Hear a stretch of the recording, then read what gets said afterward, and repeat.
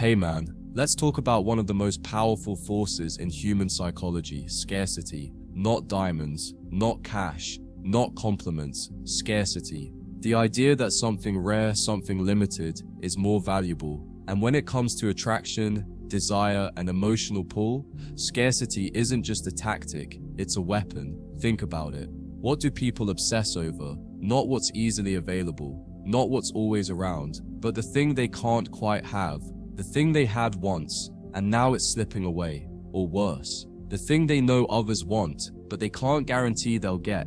And the second a woman feels that about you, you become more than a man. You become a mystery, a craving, a thought she can't shake. Now, here's where most guys get it wrong. They give too much. They're always texting, always calling, always explaining, always available. That creates abundance. And abundance kills desire, because she starts to feel like she has you in her back pocket. She doesn't have to wonder where you are or who you're with. She doesn't have to think, or chase, or try.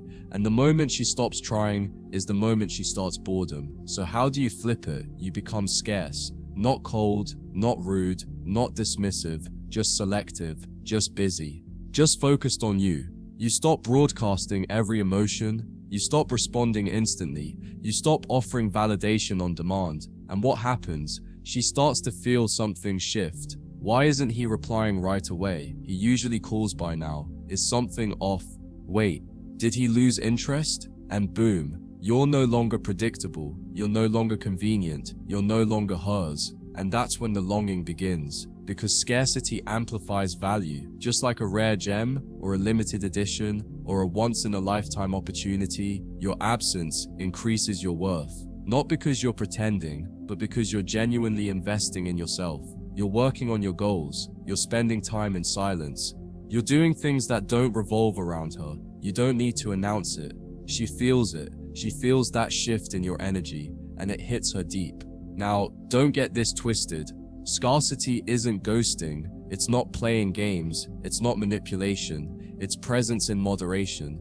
It's being intentional with your time, your energy, and your attention. You're no longer handing out access like a free sample. You're curating it.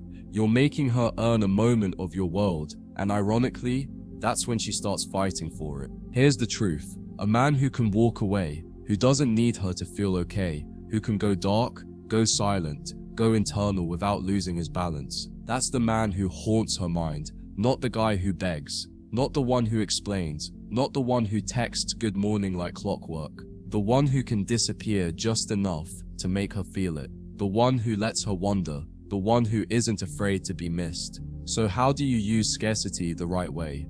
3 steps. 1. Pull back when you feel too invested. That's when you're most likely to smother. Let her breathe and make her miss your presence. 2.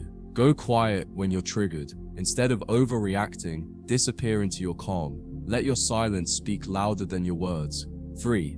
Be selectively available. Don't cancel your schedule to fit into hers. Let her realize you've got a life, and she's not the center of it. Remember this, absence breeds appreciation, and a man who's not afraid to be scarce becomes unforgettable.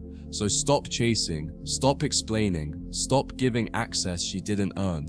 Let her feel the gap, let her feel the distance, let her wonder if you're drifting. Because when she starts to long for you, she starts to value you. And when she starts to value you, that's when you win the game without ever lifting a finger.